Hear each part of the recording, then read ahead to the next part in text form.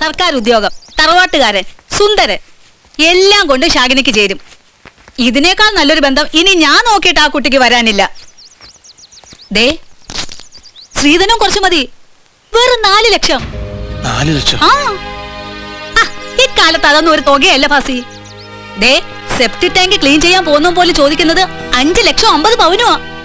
എന്നാലും 4 ലക്ഷം എന്നൊക്കെ പറയണത്. ഞാനിപ്പോ എന്താ അവരോട് പറയേണ്ടത്? സമ്മതമാണോ അല്ലയോ? സമ്മതം. എന്നാ പെണ്ണ് കാണാൻ തുടങ്ങിയ ചടങ്ങ് ഒരു വഴിക്കൂടെ ഞാൻ നോക്കിക്കോളാം. നീ കാശുണ്ടാക്കാൻ നോക്ക്, ഞാൻ ചെല്ലട്ടെ. മുസ്തഫ ജീവിച്ചിരുന്നെങ്കിൽ നല്ല അന്തസ്സായിട്ട് നടത്തിയാൻ അവളെ നിക്കാഹ് അല്ലേ? അതെ ബാസേട്ടാ. മുസ്തഫയുടെ സ്ഥാനത്ത് നിന്ന് നമുക്ക് അവളെ നിക്കാഹ് നടത്തണം. പക്ഷേ കാശുണ്ടാക്കണം, നമ്മളുണ്ടാക്കും.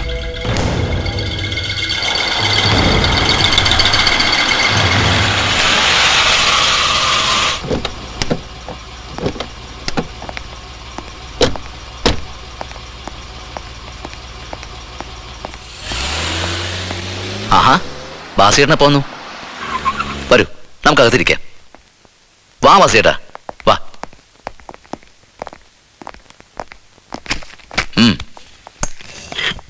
എന്തൊക്കെയുണ്ട് ബാസിയേട്ടാ വിശേഷം? ഇത് നമ്മളൊക്കെ താമസിച്ചിരുന്ന വീടിന്റെ ആധാര. ഇത് വെച്ച് 4 ലക്ഷം രൂപ കടം വേണം.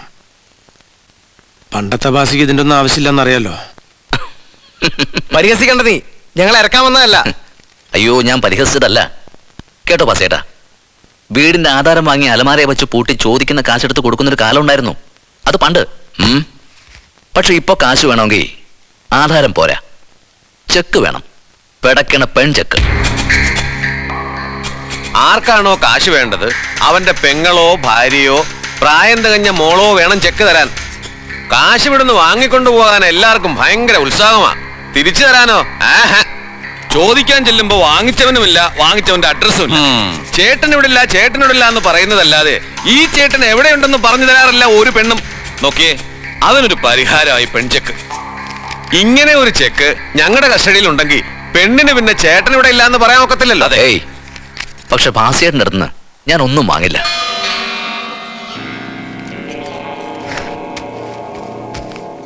ഇതാ 4 ലക്ഷം. ഇതിപ്പോ ഞാൻ കൊണ്ടുപോവാ. പക്ഷെ ഉച്ചയ്ക്ക് മുമ്പ് ചെക്ക് വിടെത്തും. അളിയൻ പറഞ്ഞ പോലുള്ള ആ പെൺചെക്ക്.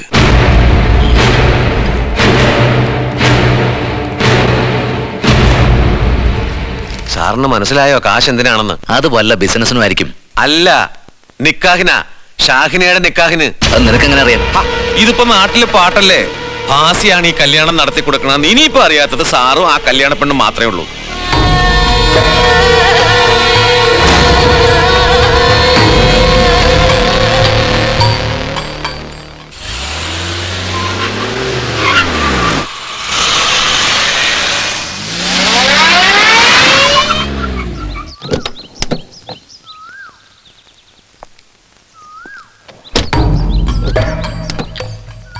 ഒന്ന് ചിരിക്കെന്റെ മോളെ. എന്നെ കാണുമ്പോ എപ്പോഴും എന്താ നിന്റെ മുഖം മൂടിക്കെട്ടിയ ആകാശം പോലെ? നിങ്ങൾക്കിപ്പോ എന്താ വേണ്ടത്? നോക്ക്, ആവശ്യത്തിന് സൗന്ദര്യവും തന്റെ ഇടവും ഒക്കെ പടച്ചോ നിനക്ക് തന്നിട്ടുണ്ട്. പക്ഷെ നീ ഇപ്പൊ ചെയ്യാൻ പോണ കാര്യം കേട്ടിട്ട് എന്റെ തൊലി ഉരിഞ്ഞു പോയി. നിന്റെ നിക്കാഹിന്റെ വാർത്ത. തറവാട്ടി പറഞ്ഞ പെൺകുട്ടികൾ ചെയ്യുന്ന കാര്യമാണോ നീ ഇപ്പൊ ചെയ്യുന്നത്? സ്വന്തം ആങ്ങളയെ കൊന്നവൻ നടത്തുന്ന നിക്കാഹിന് തലനീട്ടി കൊടുക്കുവോ അഭിമാനമുള്ള ഏതെങ്കിലും ഒരു പെണ്ണ്? എന്താ എന്താ നിങ്ങൾ പറഞ്ഞത്? മനസ്സിലായില്ലേ? ഭാസി പ്രായശ്ചിത്തം നടത്തുന്ന വഴിപാടാ ഇത്. എന്തിനാ നീ ഇതിനൊക്കെ നിന്നു കൊടുക്കണേ? ഗതികേട് കൊണ്ടാണെങ്കിൽ എന്നോട് ഒരു വാക്ക് പറഞ്ഞാ പോരെ? ഒരു രാജകുമാരിയെ പോലെ നോക്കില്ല ഞാൻ. ആ മോഹം നിന്റെ മനസ്സിലിരിക്കുള്ളൂ.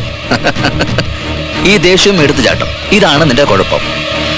എടീ, എന്റെ കടക്കാരിയ നീ, അത് മറക്കണ്ട. പിന്നെ നീ ഒന്ന് ആലോചിക്ക്. ഒരു കുറവും വരാതെ ഞാൻ നോക്കാം നിന്നെ. കൈയെടുക്കടാ. എടുത്തില്ലെങ്കിൽ നീ എന്ത് ചെയ്യും? പണ്ടൊരിക്കൊന്ന് തൊട്ടപ്പോ ഇതുപോലെ നീ ചീറ്റി. എന്റെ പണയവസ്തു അതെ. ഈ രാജേന്ദ്രൻ വിചാരിച്ച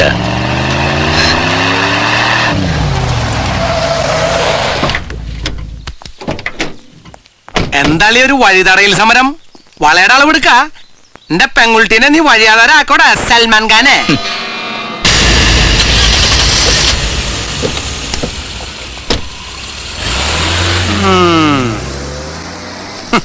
കേറിക്കോ, ഞാൻ വീട്ടിൽ കൊണ്ടാക്കാം.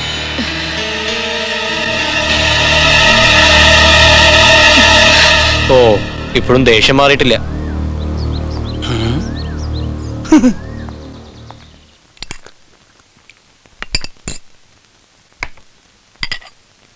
നിനക്കെന്താടി ഇത്ര ദേഷ്യം? ചോദിച്ചു കേട്ടില്ലേ? പെൺകുട്ടികളെ വഴി തടഞ്ഞു നിർത്തി ഭീഷണിപ്പെടുത്താൻ നാണമില്ലേ നിങ്ങക്ക്? ഞാൻ എനിക്ക് ഇഷ്ടമുള്ളവരെ ചെയ്യും. പറ്റുമെങ്കിൽ സഹിച്ചാ മതി, അല്ലെങ്കിൽ പൊയ്ക്കോ. നിന്റെ ആങ്ങളെ ഉണ്ടല്ലോ, അവൻ നോക്കും. നോക്കും. സംശയമുണ്ടോ നിങ്ങക്ക്? അന്ന് നിങ്ങൾ എന്റെ കഴുത്തിൽ താലി ഇട്ടിപ്പോ ഒരുപാട് സന്തോഷിച്ചവളാ ഞാൻ. ഒക്കെ വെറുതെ ആയിരുന്നു ഇപ്പൊ മനസ്സിലായി. നിനക്ക് എന്ത് മനസ്സിലായിന്നാ? ഒന്നും മനസ്സിലായിട്ടില്ല. നിനക്കെന്നല്ല, ആർക്കും.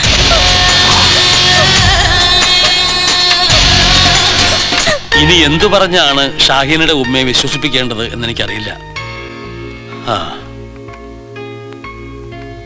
മോളെ, ഈ നിക്കാഹ് നടത്തുന്നത് ഞങ്ങളാ, മൂളിക്കണ്ടത്തെ നാട്ടുകാര്. വേണ്ട മാഷെ, എന്നെ സമാധാനിപ്പിക്കാൻ വേണ്ടി മാഷ് നുണയൊന്നും പറയണ്ട. എല്ലാ വിവരങ്ങളും അറിഞ്ഞിട്ട് തന്നെയാ ഞാൻ ഈ നിക്കാഹ് വേണ്ടെന്ന് വെച്ചത്. കാശ് കടമേടിച്ചു എന്നുള്ളത് നേരാ, പക്ഷെ അത് ബാസിയേട്ടനല്ല, ഞാനാ. എന്റെ ചെക്ക രാജേന്ദ്രനെ പണയപ്പെടുത്തിയത്. മാഷിക്കറിയോ, നല്ല നിലയെ കഴിഞ്ഞിരുന്നവരാ ഞങ്ങള്. സഹീറിന്റെ ബാപ്പ ഒരു അപകടത്തിൽ മരിച്ചപ്പോ മുതലാ കഷ്ടകാലം തുടങ്ങിയത്. ബാപ്പ മരിച്ച അധികം കഴിയും മുമ്പേ സഹീർ ഒരു കേസിൽ പ്രതിയായി. ഇപ്പോ നാട്ടില് മുഴുവൻ കട ആ രാജേന്ദ്രന് തന്നെ കൊടുക്കാനുണ്ട് ലക്ഷങ്ങള്. രാജേന്ദ്രൻ ഷാഹിനയുടെ നിക്കാഹ് നടക്കരുതെന്ന് ആഗ്രഹിക്കുന്നവനവൻ. അതറിയാലോ ഷാഹിനയുടെ ഉമ്മയ്ക്ക്. അതുകൊണ്ടാണ് പിടിവാശി കളഞ്ഞ് നിക്കാഹിന് സമ്മതിക്കണമെന്ന് ഞങ്ങൾ നിർബന്ധിക്കാൻ കാരണം. സഹീർ മരിച്ചു വീണ മണ്ണായത്. അതിന് കാരണക്കാര് ഒരു കണക്കിന് ഞങ്ങളും കൂടെയാണ്. അതിനുള്ള പ്രായശ്ചിത്തം ചെയ്യാണെന്ന് കൂട്ടിയാ മതി. പറ്റില്ല എന്ന് മാത്രം മോള് പറയരുത്.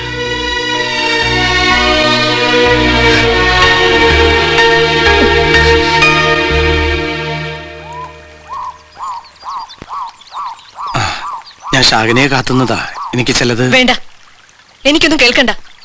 പിന്നെ ഞാൻ നിക്കാഹിന് സമ്മതിച്ചപ്പോ ജയിച്ചു എന്ന് കരുതണ്ട.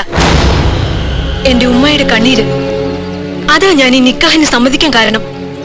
അല്ലാതെ മാധവ മാഷും ലക്ഷ്മിയും വന്ന് പറഞ്ഞ് സമ്മതിപ്പിച്ചാണെന്ന് വിശ്വസിക്കുന്നുണ്ടെങ്കിൽ നിങ്ങൾക്ക് തെറ്റി.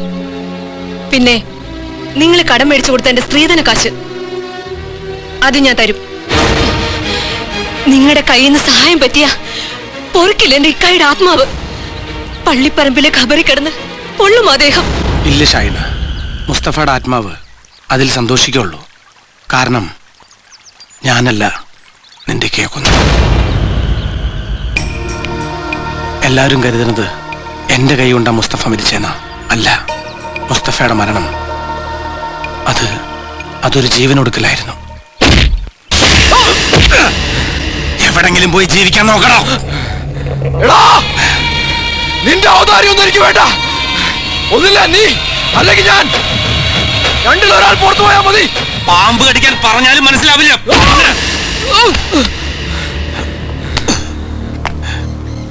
പിന്നെ ഞാൻ കേൾക്കണത് മുസ്തഫ മരിച്ചു എന്നുള്ള നാട്ടുകാരെ വിളിച്ചു പറയില്ല. ഇതുവരെ ഞാനിത് ആരോടും പറഞ്ഞിട്ടില്ല. ഷാഹിനോട് ഇത് പറഞ്ഞത് സത്യം എന്താണെന്ന് അറിഞ്ഞിരിക്കണമെന്ന് കരുതി മാത്ര.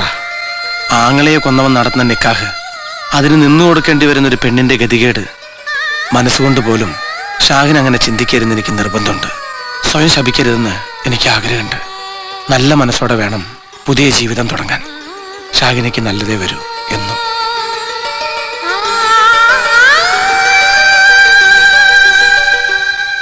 അങ്ങനെ ഷാഹിന ബും.